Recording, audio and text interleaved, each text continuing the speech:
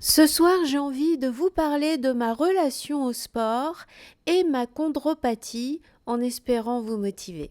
Je suis heureuse de vous retrouver dans ce deuxième épisode de podcast de comment vieillir et rester belle. Vous me voyez là, ici, revenir du sport, car ça fait partie de la beauté de faire du sport et j'avais envie de vous parler de ça. J'ai pas une âme de sportive car depuis mon enfance j'ai des problèmes aux genoux et du coup je me suis construite autour de ça.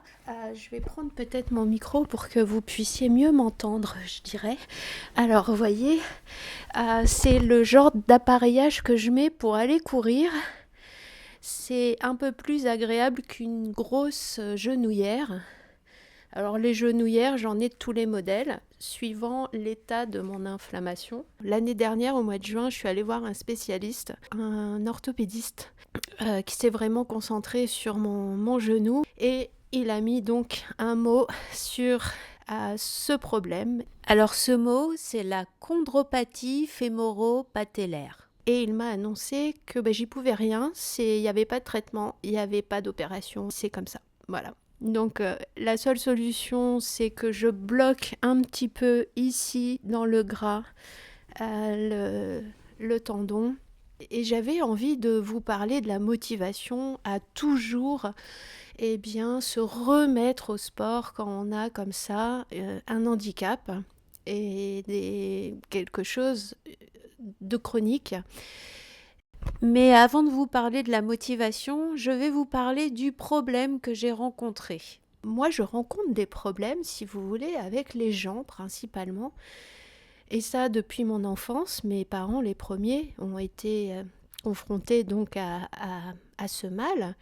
Et même si ils pouvaient me croire à un certain moment parce que je m'énervais, je pleurais sur mon vélo parce qu'ils me forçaient à faire du vélo. Et c'est un mouvement qui est très très compliqué avec ma maladie. Ils pouvaient bien croire que j'avais mal, mais ils n'ont jamais mesuré les conséquences de leurs mots quand ils me poussaient à aller au-delà de la douleur et à me faire violence. Parce que plus on me force, plus l'inflammation s'installe et plus il va falloir de repos pour moi pour pouvoir récupérer. Donc j'ai attendu 48 ans pour dire enfin aux gens, me forcez pas, j'ai une maladie, si tu n'es pas capable de comprendre, on fait pas de sport ensemble et puis moi ça me pose pas de problème, je fais du sport toute seule. Et sans s'énerver et sans rentrer dans des phases où je me sentais obligée d'aller jusqu'à avoir mal pour pouvoir prouver aux gens que j'avais réellement mal. Voilà, moi j'ai vraiment souffert de ça. Et Sylvain le premier, vous savez, m'a fait souffrir de ça parce qu'il me poussait jusqu'au jour où tout un été, j'étais sur le canapé ici, en train d'avoir des larmes, rien que pour me déplacer, aller me chercher un verre d'eau ou aller aux toilettes. Vous voyez, je pouvais plus rester debout. Et il était bien désemparé et il comprenait pas de pourquoi je pouvais plus mettre le pied par terre. Il pensait que moi je n'étais pas une sportive parce que je m'en donnais pas la peine. C'est un traumatisme que j'ai depuis mon enfance parce que tout le monde m'a poussée et j'avais envie de partager ça donc avec vous dans ce podcast parce que vous pouvez être dans ma situation à avoir un mal quelque part que personne ne comprend et je vous comprends que vous pouvez souffrir de ça parce que c'est vraiment traumatisant. Alors, et oui, le traumatisme n'est pas que physique avec la maladie.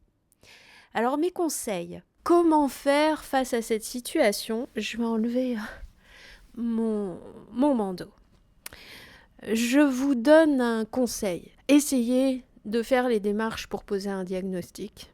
Parce que quand on met les mots sur la chose, au moins, on est au courant de ce qu'on peut faire. Et moi, ce que je peux faire, vous voyez, c'est de programmer mes séances sportives, déjà d'y aller à mon rythme, de me motiver à toujours être dans l'activité, mais en écoutant mon corps. C'est mon genou qui décide.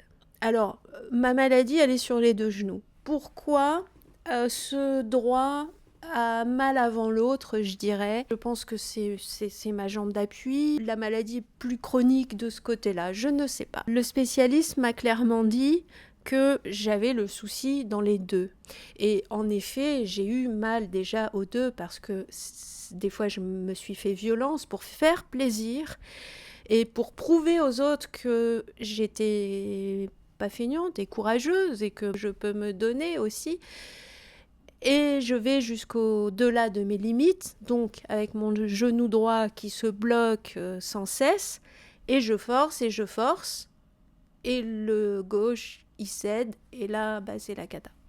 Donc pour trouver la motivation à chaque fois à me remettre au sport, eh bien j'ai des axes de motivation.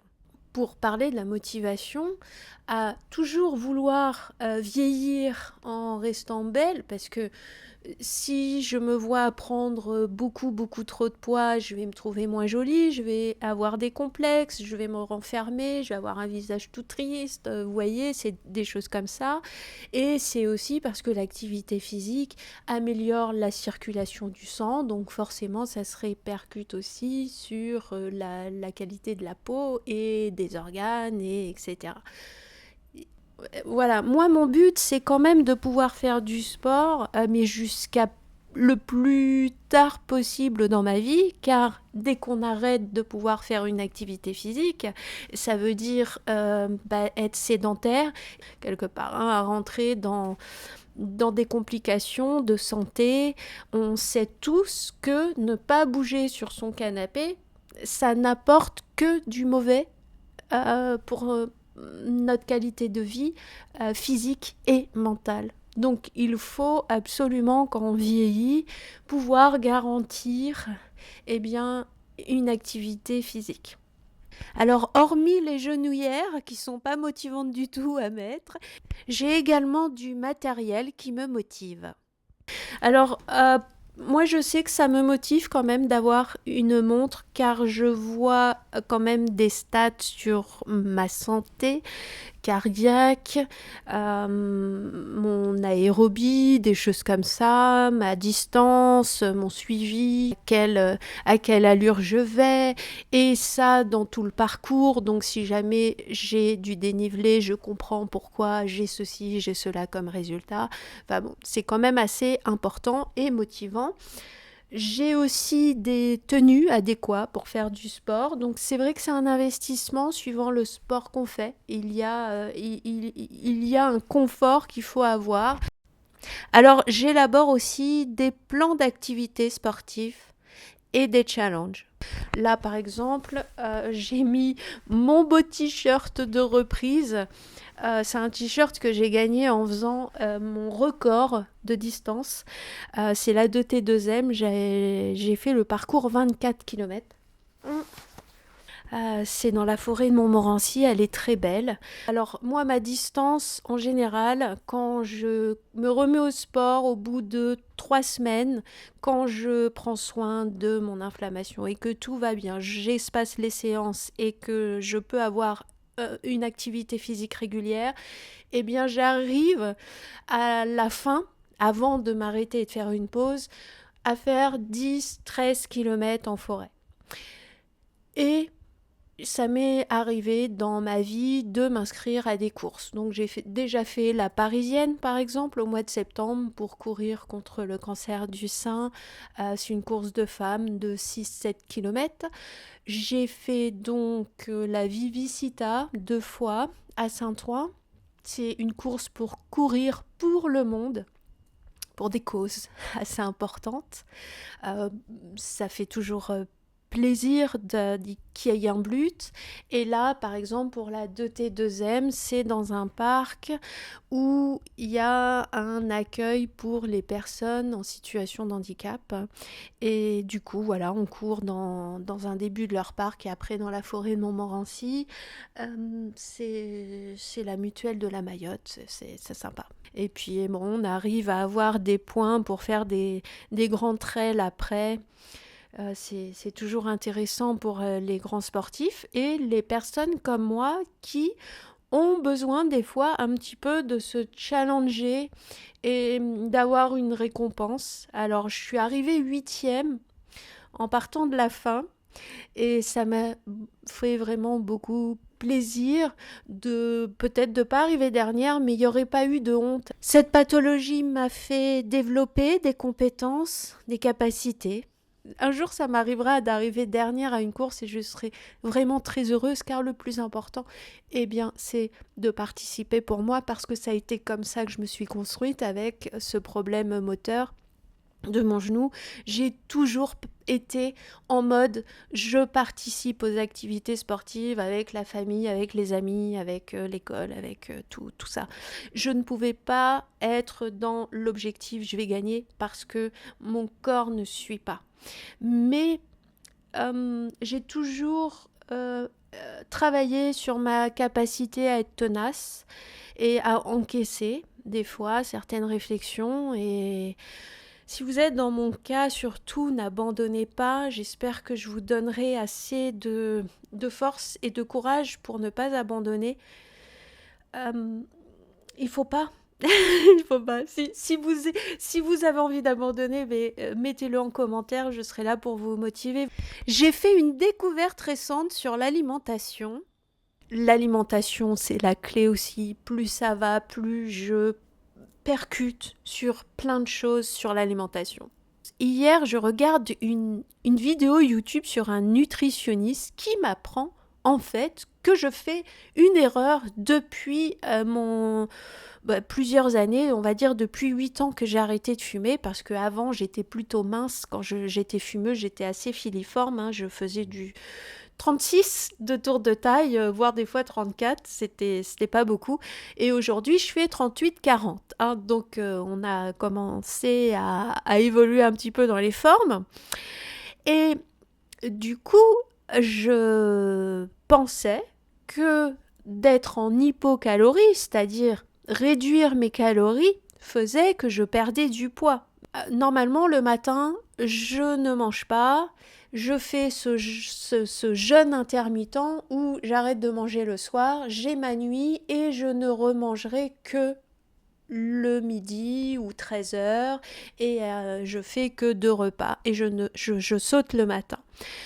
Et j'ai compris que là, en finalité, il fallait que j'arrête mes conneries parce que justement, eh bien, vu tout ce qu'il m'a expliqué, je stocke. Et ça a fait sens en moi parce que je me suis reconnue là-dedans où au début, bien sûr que j'ai reperdu tout ce poids que j'ai eu quand j'ai arrêté de fumer. Et ensuite, j'ai commencé à stocker. Et forcément, quand on lui donne peu de calories, eh bien, il trouve le moyen, notre corps, de fonctionner quand même. Et il va se concentrer sur la base, juste le fonctionnement du cœur et tout ce qui s'ensuit. Et après, il va supprimer l'énergie pour faire du sport et tout un tas de choses, dont la réparation, par exemple, des cellules qui partent en cacahuète. Et ça, c'est pas ce que je veux. Pour vieillir et rester belle, il faut que mon corps puisse trouver toute cette énergie pour se réparer un maximum. Parce que quand on vieillit, il se répare de moins en moins bien. Donc forcément, si je lui réduis de l'énergie, ça va de soi, il va vieillir plus vite. Et c'est ce qu'on retrouve d'ailleurs chez les personnes âgées qui n'arrivent plus à manger correctement. Qu'est-ce qui se passe? Ils vieillissent vraiment d'un seul coup et ça se dégrade encore plus. Donc, vu que c'est pas ce qu'on veut, eh bien voilà, on a discuté de tout ça ce soir. Comment faire? Alors, il y a 2 rituels de base à instaurer.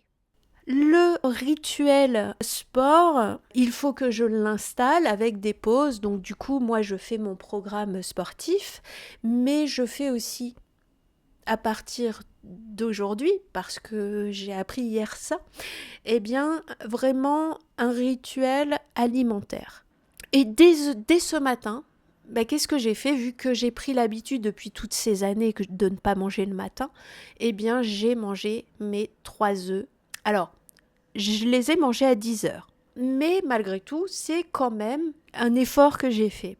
Pour vraiment lui dire, avant de commencer notre journée, avant d'aller au sport et avant de te solliciter à faire tout ce que j'ai envie de faire dans ma journée, je te donne de l'énergie, de la bonne énergie. Et déjà, je vais commencer par les protéines, les œufs, avec un fruit. Et puis demain, on va recommencer, etc., etc. C'est super important de vraiment se renseigner sur l'alimentation.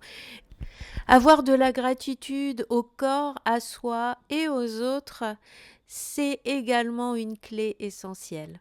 Maintenant que je le connais mieux, ce corps, et que j'ai envie de prendre soin de lui bien plus que je l'ai fait avant et que je le remercie, je suis en totale gratitude. Voilà, je le remercie de m'avoir déjà accompagné jusque-là. Et je vais clôturer vraiment ma vidéo sur ça. C'est que c'est dingue comment on peut avoir des prises de conscience à toutes les étapes de notre vie, n'est-ce pas? En fonction des autres, de ce qu'ils vont nous apprendre. Je peux vous mettre cette chaîne-là qui vous parle de ça. Dites-moi en commentaire si vous le connaissez, ce que vous pensez de ce qu'il raconte. Moi, en tout cas, il m'a interpellée et ça a fait sens en moi ce qu'il m'a raconté sur ses vidéos. Voilà, je vous laisse là. Je vais me laver. Je vous dis à très bientôt et prenez soin de vous.